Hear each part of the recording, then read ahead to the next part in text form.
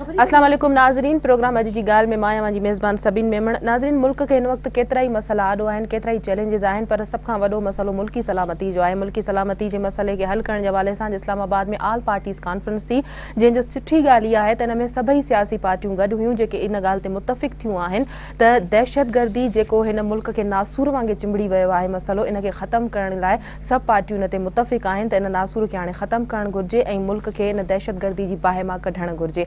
आल parties conference मुल्क लाइ केतिरी लाभायती साबित थींदी ऐं इन जा कहिड़ा सुठा सवण जेके आहिनि से साम्हूं ईंदा, इन जो रिज़ल्ट छा हूंदो, न त अॼोके प्रोग्राम में असां ॻाल्हाईंदासीं। अॼु असां सां जेके महिमान आहिनि स्टूडियो में नादिर अकमल लगारी साहब PTI सिंध जो सदर बि आहिनि। वॾी महिरबानी अवांजी लगारी साहब, अवां टाइम कढी प्रोग्राम में आया। असांजी ॿी महिमान आहिनि मुतहदा MPA हीर सोयो साहिबा। वॾी महिरबानी अवांजी हीर साहिबा, अवां प्रोग्राम में आया।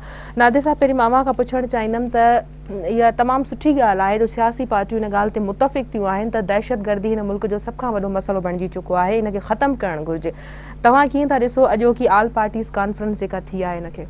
मां सम्झां थो हीउ पॉज़िटिव स्टेप आहे, छाकाणि सभु पार्टीज़ गॾिजी इन ते डिसीजन मतिलबु डिस्कशन बि थी आहे ऐं डिस्कशन खां पोइ को न को डिसीजन बि आयो आहे। पर इन सां गॾोगॾु आउं सम्झां थो इम्पॉर्टेंट आहे जो जेको सिक्योरिटी इदारा आहिनि हू बि हाणे उन तरीक़े सां ॾिसूं कि पहिरें बि ईअं थियो हुयो, APC थी हुई, असेंबली में हिकिड़ी रेज़ोल्यूशन बि पास थी हुई जंहिंमें इहो सभु इशूज़ रेज़ कया हुआ।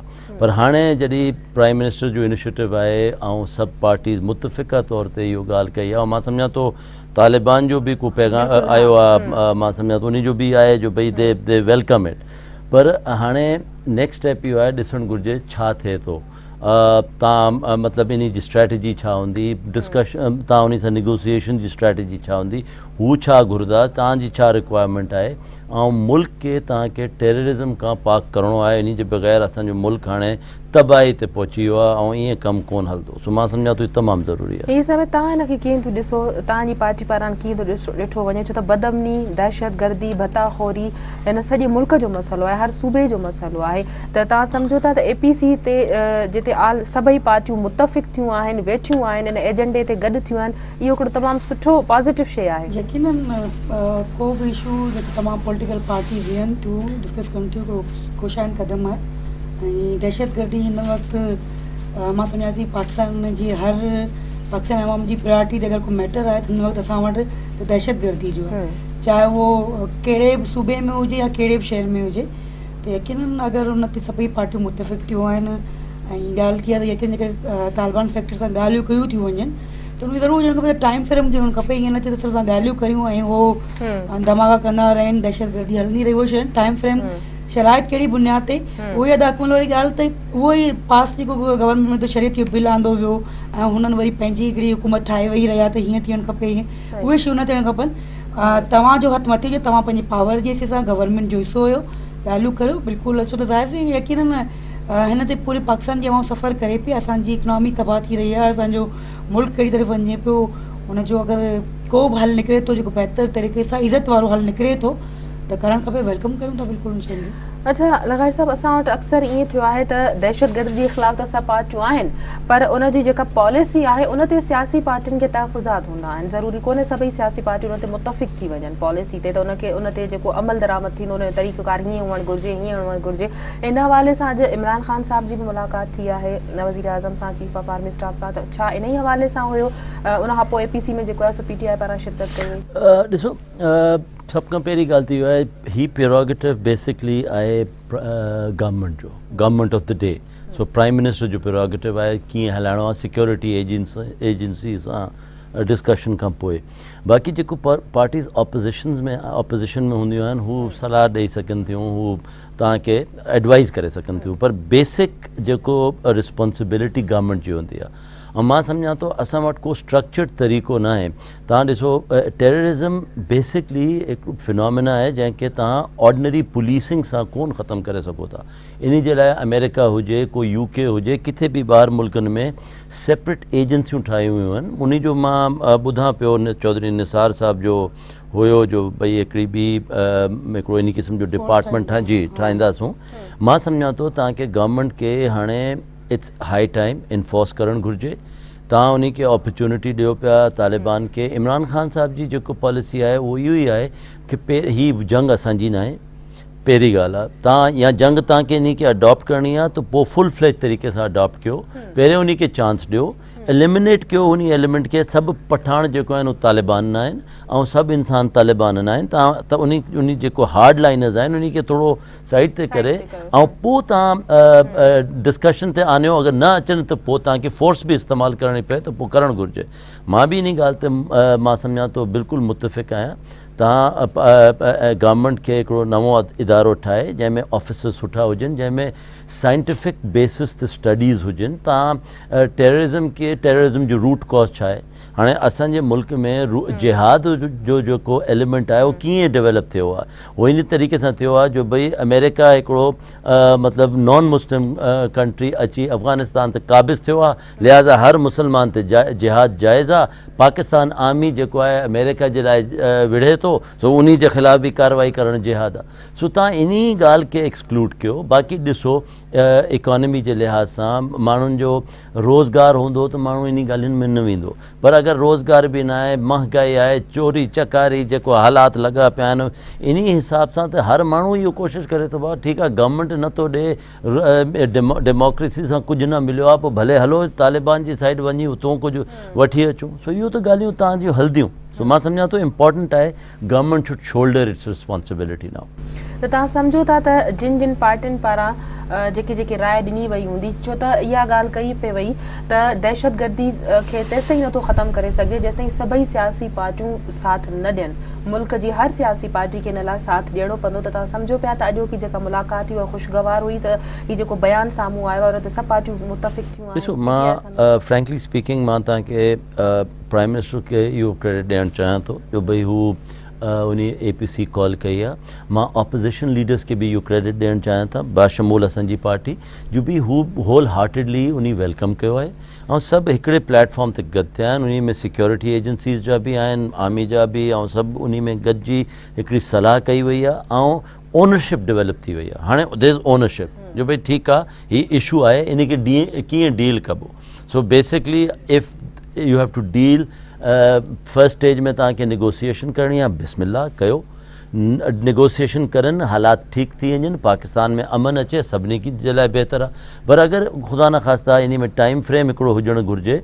अगरि उन टाइम फ्रेम में इहो न अचे अमन ऐं वरी उहा साॻी ॻाल्हि थिए, बम फाटनि ऐं हीअ सभु ॻाल्हियूं थियनि, त पोइ जेको स्टेट जी मशीनरी आहे should become active and then full force सां इन ॻाल्हि खे क्रश करणु घुरिजे।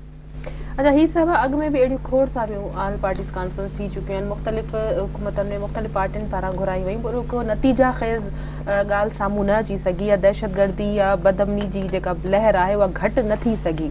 तव्हां सम्झो था त हीअ जेका ऑल पार्टीज़ कॉन्फ्रेंस आहे इहा उन्हनि खां कुझु अलॻि आहे, या इहो तव्हां सम्झो था हिन में सिंसियरिटी सां कोशिशूं जेके आहिनि से नज़र अचनि पियूं दहशतगर्दी खे ख़तमु करण जे ख़िलाफ़? मुंहिंजे ख़्याल में हिन वक़्तु का बि अहिड़ी पॉलिटिकल पार्टी न जेका अफेक्टिव न आहे। उनजो वर्कर हुजे, चाहे PTI हुजे, MP हुजे, MNA हुजे, या उनजो वर्कर हुजे, या उनजो को ज़िम्मेदार हुजे, उहो शहीद न थियो हुजे, न मारियो वियो हुजे। तमामु पॉलिटिकल पार्टीज़ कंहिं न कंहिं हर सां उन ते अफेक्ट थी आहे। त यकीनन पुरुमीद आहिनि त जेका हिन वक़्तु हिननि पॉलिसी ठाही आहे, सभ खां वधीक त हू पाकिस्तान जे आइन खे मञनि था, छा पाकिस्तान जे आइन खे मञी तव्हां स्टेप खणंदा, या हो पंहिंजा कानून लागू कंदा, पंहिंजा कानून लागू ठाहियो, उहो पूरो शरीयत जे अॻु में कहूं, छा उहो ई स्टेप खणणु चाहिनि था, या हो पाकिस्तान जे आइन जे अंदरि रही कुझु शयूं करणु चाहिनि था, त वेलकम। उनखां वधीक ॻाल्हि थी आहे त लॉ एनफोर्समेंट, ठीकु आहे, लॉ एनफोर्स तव्हांजी जेकी तव्हांजी ISI जेकी आहे माशाल्लाह चयो वेंदो दुनिया जी बहितरीनु एजेंसियुनि मां, अॼु हुनजी सवाल निशान आहे त दुनिया जी बहितरीनु एजेंसियुनि मां तव्हांजी लॉ एनफोर्समेंट हुई, अॼु हुनजी एहलियत, हुनजी क़ाबिलियत किथे बीठी आहे त कराची खां वठी पंजाब खां वठी ख़ैबर पख्तूनख्वा या सिंधी किथे बि तव्हां वञो, बसि ख़बर ई न पई पवे त छा पियो थी, छा न, छा हुननि खे ख़बर न आहे त छा थी रहियो आहे। तव्हांखे दुनिया जे कुंड कड़छी ख़बर पवे पई, पर पाकिस्तान में छा पियो थी तव्हां ख़बर नथी पवे। त इहे शयूं सवाल निशान ज़रूरु आहिनि। छा हू फैक्टर, या त उन्हनि जो को फैक्टर आहे जो चाहे थो त जेको तालिबान फैक्टर चाहे थो, तहिड़ा को शरीयत या अहिड़ो को निज़ाम चाहिनि था, उन में उन्हनि जी इन्वॉल्वमेंट आहे, उन्हनि जो इंट्रस्ट आहे, त यकीनन शयूं जेकॾहिं बहितरु आहे त अॻु में बि चौधरी साहब ॻाल्हि करे चुको आहे त नई आई मेरे ख़्याल सिंध गवर्नमेंट कल टियों ॾींहुं जेका APC जेका सिंध में थी हुई, हुन में हो त नई इन्फोर्समेंट ठहणु खपे जेका बहितर तो कमु करे, सुठी वेलकम था करियूं। हर उहो स्टेप जी MQ वेलकम कंदी जंहिंसां पाकिस्तान जी सूरत हाल बहितर थिए, पाकिस्तान जी अवाम जी सूरत हाल बहितर थिए, लॉ एंड ऑर्डर जी सूरत हाल बहितर थिए। स्टेप न खयासीं, कुछ बोल्ड स्टेप खणणा पवंदा। थी सघे थो कुछ कोताहियूं पीपल्स पार्टी गवर्नमेंट कोalition खां थियूं हुजनि, अगरि उहो बोल्ड स्टेप खणंदा त बहितर हाल थी सघे थो कुछ असांखे बि रिस्क करिणो पवंदो। आवाम त हुई मरे पई न, बिल्कुलु मतिलबु पूरे पाकिस्तान में अगरि तव्हां ॾिसो रेशो 50-25-30 माण्हू त मरनि पिया, अगरि बम ब्लास्ट थी त रेशो 50 खां अबव थो थी वञे।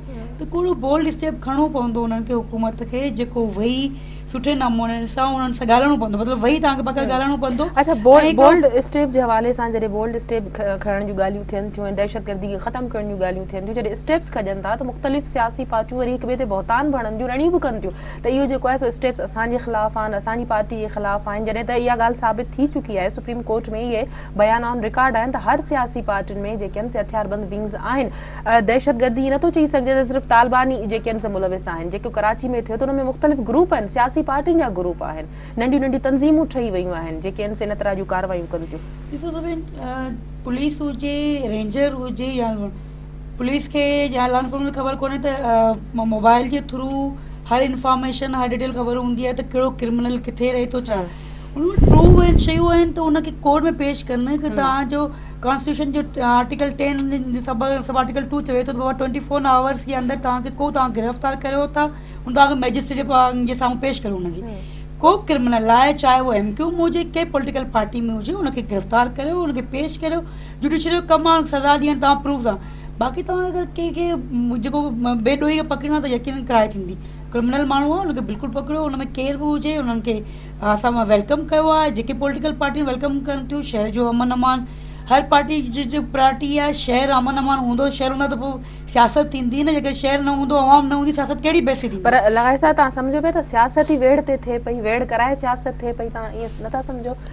बेसिकली त तव्हांजी ॻाल्हि सही आहे, हिते पाकिस्तान में ईअं थिए थो। ॾिसो, टेररिज़म के बि तव्हांखे उन जा लेवल आहिनि। हिकिड़ो स्टेट जे ख़िलाफ़ु टेररिज़म आहे, स्टेट जे जेको मतिलबु द नेशन इट सेल्फ उन जे ख़िलाफ़ु टेररिज़म आहे, जंहिंमें बॉम्ब एक्सप्लोजन्स आहिनि, फ़िरका वारियत आहे ऐं स्टेट जी मशीनरी उन खे नुक़सानु पुॼाइणु।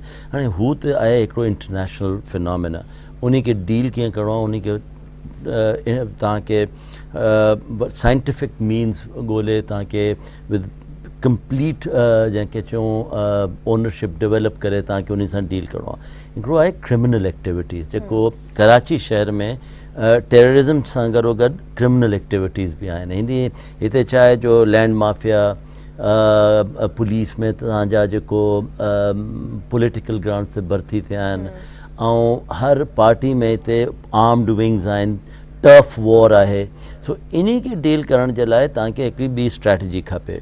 मां सम्झां थो हाणे the responsibility wholly and solely lies with the chief minister of Sindh, छाकाणि प्राइम मिनिस्टर हिते आयो, APC उन कॉल कई, APC कॉल करण खां पोइ उन चयो भाई असीं तव्हांखे फुल सपोर्ट ॾियण जे लाइ तयारु आहियूं, रेंजर्स खे एम्पावर कयो, हालात खे ठीकु कयो, माण्हुनि खे जेको तकलीफ़ आहे क्रिमिनल एक्टिविटी यानी मोबाइल फुर जी ॻाल्हि आहे या का ॿी ॻाल्हि आहे, उन खे जेको थिए थो तव्हां ॾिसो था, सो उन जे ख़िलाफ़ु तव्हां एक्शन खणो। हाणे if this government in 2 months from now हू इहो तव्हांखे चवंदे असां सां कुझु न थियो आहे त they are responsible for it. इन वटि फ्री हैंड आहे। पहले कोलेशन में MQM वारा हुआ, हीअ अधी आहे, इन सां कहिड़ी मतिलबु इन सां पहिरें बि असां सां गॾु असेंबली में रहिया आहिनि। सो द पॉइंट इज़ कि कोलेशन पार्टनर्स हाणे ही बि ऑपोजिशन में वेठा आहिनि। सो उन खे का शइ रोके नथो। And there is a requirement माण्हुनि में, कराची शहर हुजे, तव्हांजो हैदराबाद हुजे, को बि असांजे बाराड़ी जो जेको बि रूरल सिंध आहे उते तव्हां ॾिसो। So now enforce rule of law. अगरि सभु ब्रेक जो वक़्तु आहे, ब्रेक खां पोइ मां तव्हां खां सवाल कंदमि त असां वटि नंढियूं नंढियूं वारदातूं थींदियूं हुयूं न, स्ट्रीट क्राइम्स, चोरियूं फुरूं धाड़ा, इवन अगवा बराए तावान, माण्हुनि खे ॿियनि कराची खां माण्हू जेके आहिनि से बलोचिस्तान ॿियनि शहरनि मां गुम कया पिया, बलोचिस्तान जे माण्हुनि जा लाश कराची में मिलनि पिया। पोइ उन सॼे फैक्टर खे हिकिड़ो ई दहशतगर्दी, हिकिड़े ई खाने में सॼे खे बंदि करे ॾिठो थो वञे त छा इहो सही आहे? सूबाई सतह ते दहशतगर्दी हिकिड़ो अलॻि मसइलो आहे, वफ़ाक़ी सतह ते हिनखे अलॻि ॾिसण जी ज़रूरत आहे। ब्रेक खां पोइ न ते ॻाल्हायूं था। नाज़रीन, वक़्तु थियो आहे ब्रेक जो, वठूं था ब्रेक।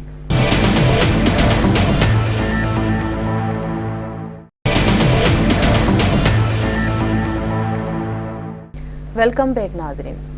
जी नादिर साहब, इन ते तव्हां छा चवंदव त सॼे सूबाई सतह ते दहशतगर्दी जो मसइलो अलॻि आहे ऐं जेकॾहिं इंटरनेशनल लेवल ते ॾिठो वञे त वफ़ाक़ी सतह ते उहो मामिलो अलॻि थी थो वञे, सभिनी खे गॾे करे हिकिड़ो ई चयो थो वञे त इहा हिकिड़ी जंग करे इन सां जेकॾहिं मुक़ाबिलो कजे, तव्हां सम्झो त इन जा सूबे में रिज़ल्ट निकिरी सघंदा या जेको सूबे खां ॿाहिरि इन जा रिज़ल्ट निकिरी सघंदा? ॾिसो, U can't, it's not one cap fits all कि तव्हां हिकिड़ी टोपी सभिनी खे।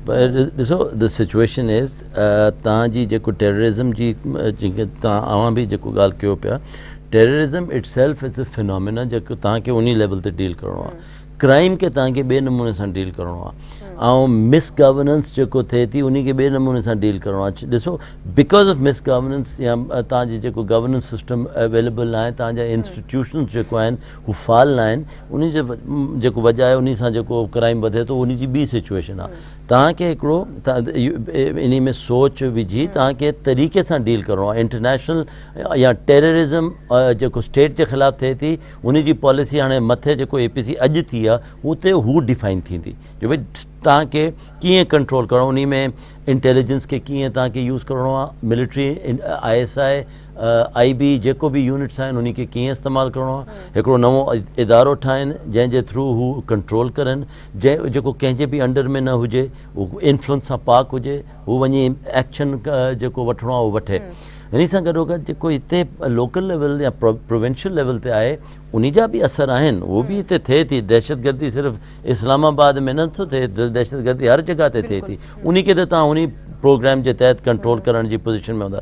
बट बेसिकली स्ट्रीट क्राइम इन खे त असांखे कंट्रोल करिणो आहे न, बेसिकली गवर्नमेंट खे कंट्रोल करिणो आहे। पुलिसिंग खे तव्हां विदाउट जेको पॉलिटिकल इंटरफेरेंस आहे उन खां सां हटायो, तव्हां इंस्टीट्यूशन्स खे बिल्ड कयो, तव्हां लोकल पुलिसिंग खे जेको लोकल लेवल ते इंफॉर्मेशन सिस्टम आहे उन खे बहितर कयो, तव्हां फोरेंसिक जेको क्राइम जी जेको सिचुएशन हूंदी आहे उन में जेको प्रोसिक्यूशन आहे उन खे तव्हां स्ट्रॉन्ग कयो।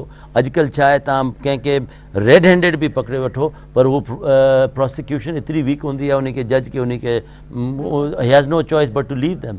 सो तव्हांखे प्रोसिक्यूशन खे स्ट्रॉन्ग करिणो आहे, तव्हांखे पंहिंजी इन्वेस्टिगेशन खे स्ट्रॉन्ग करिणो आहे, तव्हांखे इंटेलिजेंस खे स्ट्रॉन्ग करिणो आहे, एंड अबव ऑल तव्हांखे पंहिंजी नीयत खे ठीकु करिणो आहे। नीयत में मक़सदु इहो आहे no political interference, zero tolerance against corruption, zero tolerance against जेको तव्हांजा मतिलबु कंहिंजा को रिश्तेदार को ॿियो को नंढो भाउ को वॾो भाउ वञी उन खे पोस्टिंग मिले थी, बिल्कुलु न थियणु घुरिजे।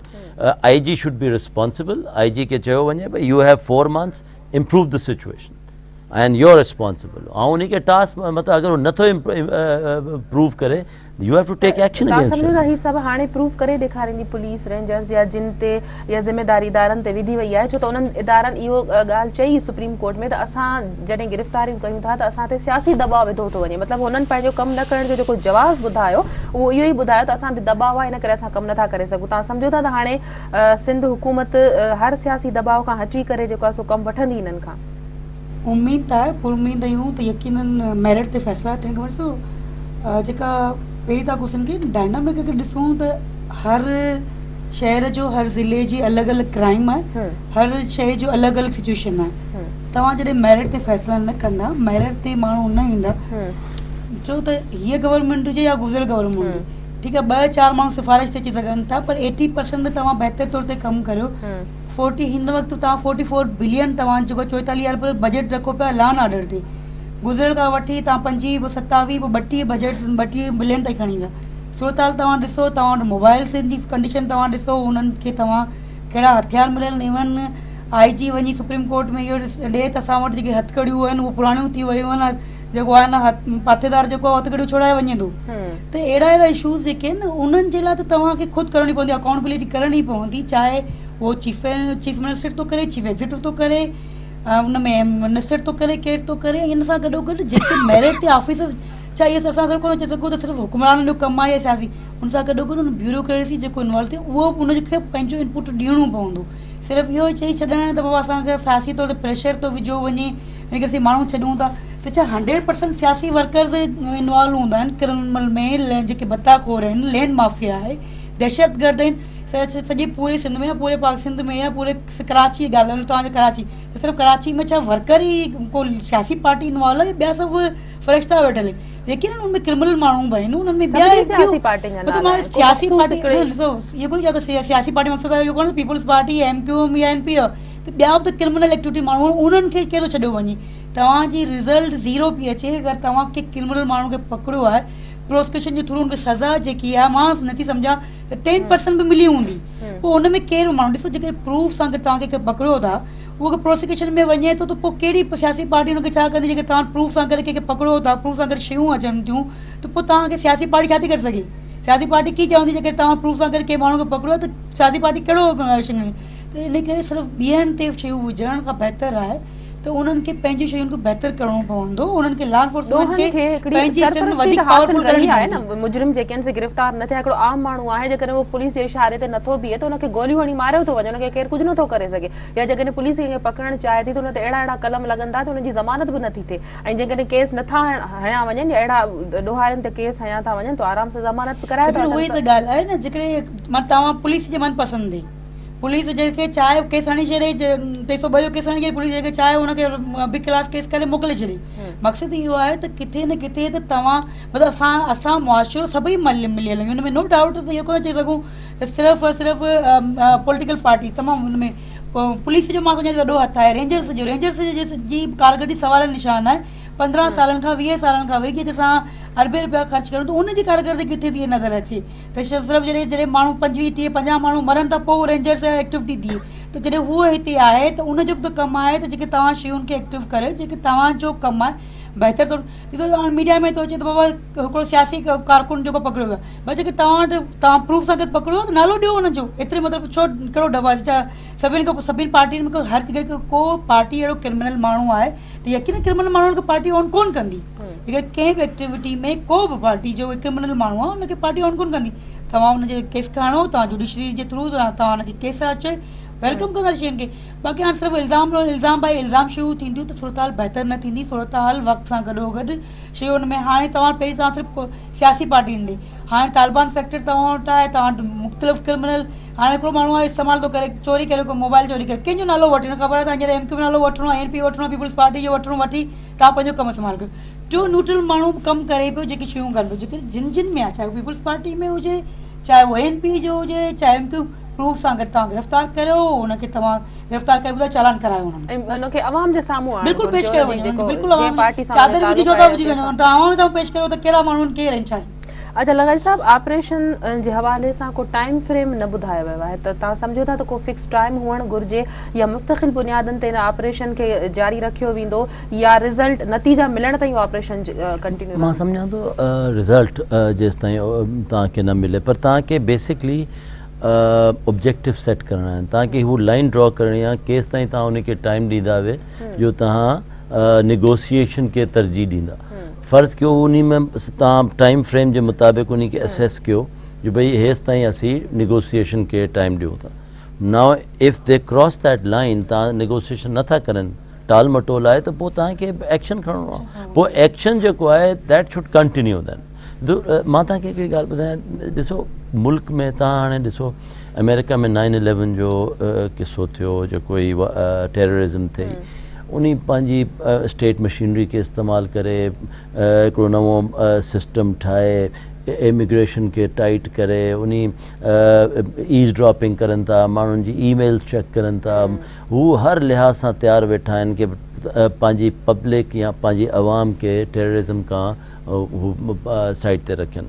ईअं ई तव्हां UK में ॾिसो उते बि ईअं थियो आहे, मां त सम्झां थो इंडिया में इहो थी वियो आहे, हू उते बि टेररिज़म खे जी बांग्लादेश जंहिंखे असीं लाइबिलिटी चवंदा हुआसीं, अॼु अलहमदुलिल्लाह तव्हां ॾिसो बांग्लादेश असां मतिलबु उन पोज़ीशन पे असां वटि त इन तरह जी शुरूआत ई न कई वई न, ॾिसो त हाणे इन चीफ जस्टिस ते जेको हमिलो थियो उनजी साज़िश बि असां वटि जेल में ई थी, असां वटि सिक्योरिटी जी सूरत हाल इहा आहे त असां वटि जेके इदारा आहिनि जिते कानून लागू कंदड़ अहलकार मौजूदु आहिनि त उन्हनि जे अंडर में अहिड़ा कम थियनि उन्हनि खे ख़बर नथी पवे त छा थो थिए छा नथो थिए, उन्हनि जी मौजूदगी दौरान इन तरह जी प्लानिंग्स ठहियूं त इते ई हमला थिया। उन में एक्चुअली उन जो डो न आहे, मां तव्हांखे सची ॻाल्हि ॿुधायां, ब्यूरोक्रेसी जो डो ईअं तव्हां ॾेई सघो था जो भई they are not functioning according to what they should be doing, but basically तव्हांखे हिकिड़ी ॻाल्हि ॿुधायां, उनखे तव्हां सफ़ा पोलिटिसाइज़ करे छॾियो आहे। टेन्योर पोस्टिंग न आहे, उनखे ख़बर ई न आहे। हिकिड़े माण्हू खे तव्हां SP लॻायो था, राति उहो MPA साहिब जी या मिनिस्टर साहिब जी या कंहिं पॉलिटिकल पार्टी जी फ़ोन नथो अटेंड करे, सुबुह जो उनजो ट्रांसफ़र थिए थो। ब्रेक जो वक़्तु आहे, ब्रेक खां पोइ कंटिन्यू कयूं था। नाज़रीन, वक़्तु आहे ब्रेक जो, वठूं था ब्रेक।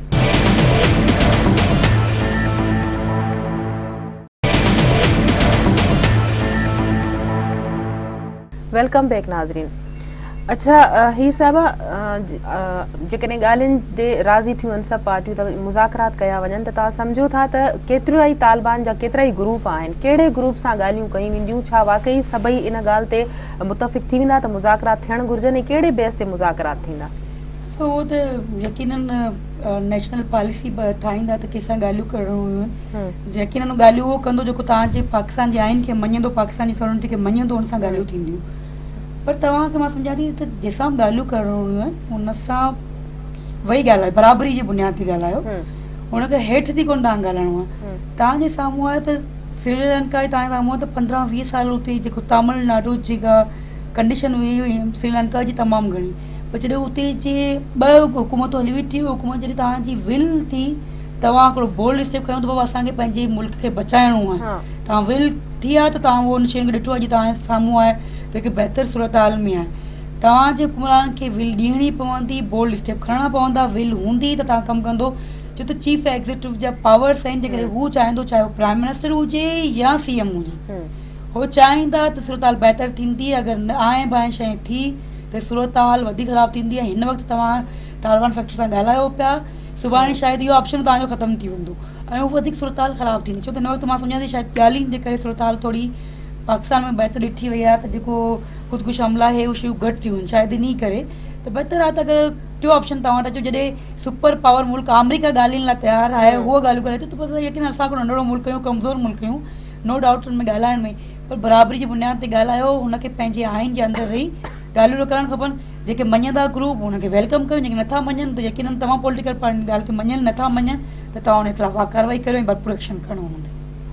अगर साहब तव्हां हिन ते छा चवंदव? छो त तहरीक तालिबान जे तर्जुमान शाहिदुल्ला शाहिद जो बयान साम्हूं आयो आहे त APC वारे ऐलान खे सुठी नज़र सां ॾिसूं था, APC जी कार्रवाई खां पोइ लाइ अमल तइ कयो वेंदो ऐं APC असांजे मक़सदनि ते असरअंदाज़ न थींदी। हाँ, ही बयान थोड़ो मां सम्झां थो एॾो को मतिलबु इन में ड्यूल मीनिंग आहिनि। मक़सदनि ते कामयाबी न आयल न थींदी, मतिलबु छा मक़सदु आहे इन जो? मतिलबु छा उन जी छा सोच आहे? मतिलबु छा एक्सपेक्ट करनि पिया गवर्नमेंट सां? तो सिर्फ़ु असांजे ख़िलाफ़ु एक्शन बंदि थी वञे, बाक़ी असां पंहिंजी कार्रवाई हलायूं, त इहो त कोन थींदो न। ना ई असीं पाकिस्तान गवर्नमेंट अलाउ करे सघे थो जो हितों पाकिस्तान जी सॉइल खे इस्तेमालु कयो वञे फॉर एक्सपोर्ट ऑफ टेररिज़म, उहो बि नथा करे सघूं।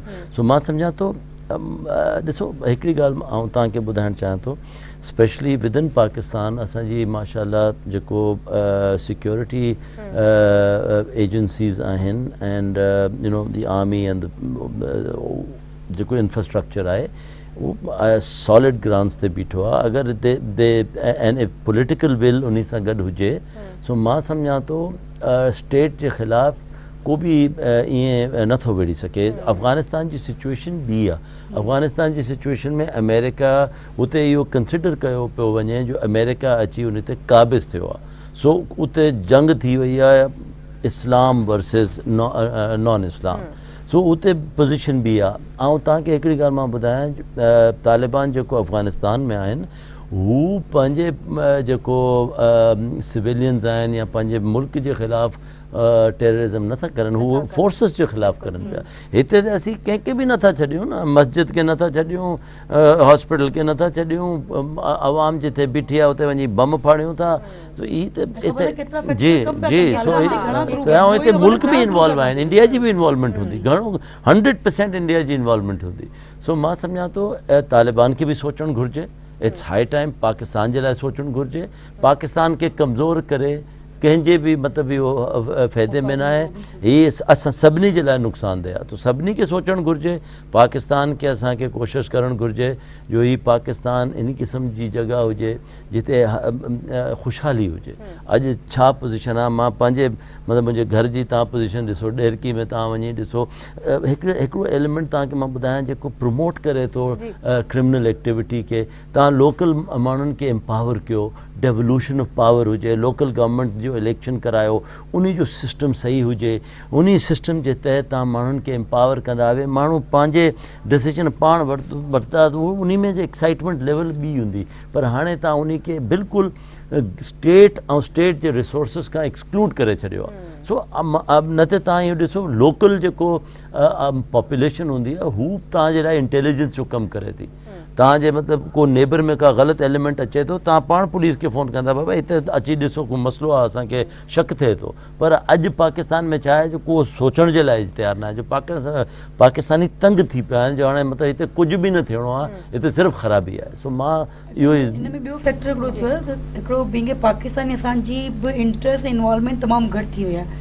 जेका पॉलिसी ठाहिनि जेका उन में आवाम खे ज़रूरु इन्वॉल्व कयो, जेसीं तव्हां आवाम खे इन्वॉल्व न कंदा, सिर्फ़ु फ़ैसिला वही तव्हां चारि दीवार जे अंदरि कयो, उनजो कॾहिं बि डिसीशन्स या उनजो असरात बहितर न थिया। आवाम खे इन्वॉल्व कंदो, आवाम खे ॿुधाईंदो छा आहे शयूं, जॾहिं आवाम इन्वॉल्व थींदी तॾहिं तव्हां दहशतगर्द ख़तमु कंदो। जीअं था ॻाल्हि कई न त तव्हांजे पाड़े में छा पियो थिए पियो, त मां इंट्रस्ट न आहे त मुंहिंजे पाड़े में छा पियो थिए, मूंखे सिर्फ़ु इहो आहे त मुंहिंजो घर सेव आहे, सही आहे। अॻु में ईअं थींदो हुओ त पाड़े में छा आहे त उनजी एक्टिविटीज़ असांखे ख़बर हूंदी, पाड़े में केरु नओं माण्हू आयो आहे, छा थियो आहे छा न आहे। हाणे उहे शयूं जेसीं तव्हां असांजी पंहिंजी इन्वॉल्वमेंट न थींदी, आम लोकल माण्हुनि जी न थींदी, जेसीं शयूं ख़राबु थींदियूं वेंदियूं। बहितर आहे त सभिनि खे हुनखे बहितर पॉलिसी खे ओवरऑल पूरे पाकिस्तान खे पॉलिसी। तालिबान फैक्टर हाणे तव्हांजी सिर्फ़ु इस्लामाबाद में या ख़बर पख्तूनख्वा में न रहियो आहे, ओवरऑल हर जॻह ते जिते नओं माण्हू आहे तव्हां हुनखे ॿुधायो। ॿियनि मुल्कनि में तव्हां ईअं को वञी ॾिसे, वञी वहे त पर कंहिं गली में कंहिं शहर में घुमी थो ॾिसे। असां वटि जेको अचे चाहे रहे, घुमे फिरे, प्रॉपर्टी ठाहे, पासपोर्ट ठाराहे, कुझु करे, त खोड़ सारी शयुनि में क्लॉज। अच्छा, असां वटि धारनि जी जेका लोड आहे उहा बि घणी रही, 20 लख खां मथे रुगो अफ़गानी आहिनि जेके रजिस्टर्ड न आहिनि थियल। तव्हां सम्झो पिया त दहशतगर्दी में, बदअमनी में, इन्हनि हालात ख़राबु करण में इन्हनि माण्हुनि जो बि हथु आहे, जो त इन तरह जी रिपोर्टूं बि साम्हूं आयूं आहिनि। इन जो बि आहे। तव्हांजे अॼु मां अख़बार में पढ़ियां पियो 4.5 मिलियन अनरजिस्टर्ड सिम्स आहिनि। हाणे सिम तव्हांजी इंफॉर्मेशन खे मतिलबु एक्सचेंज करण जे लाइ that's the best vehicle possible. उहो उन जे ख़िलाफ़ु तव्हां कुझु नथा करे सघो। State it should crack down on these cellular phone companies. उन खे चवनि भाई तव्हां बंदि कयो इन ॻाल्हि अनरजिस्टर्ड सिम्स खे। इन सां गॾो गॾु तव्हां हीअ ॾिसो, अॼुकल्ह जेको हालात लॻा पिया आहिनि, पाकिस्तानी जेको रियल पाकिस्तानी आहिनि, जेको सन ऑफ द सॉइल आहिनि, उन जे लाइ ID कार्ड ठाराइणु मुश्किल आहे। जेको अफ़गानी आहे उन जे लाइ आसानी आहे। मां तव्हांखे कराची जी मिसाल ॾियां थो। असांजो हिकिड़ो पठाण जेको हिते रहे थो, हू उन जा जेको वञी ठाराइण जेको, या बराड़ी जो जेको माण्हू आहे, उन जे लाइ मुसीबत आहे कराची में ID कार्ड ठाराइणु।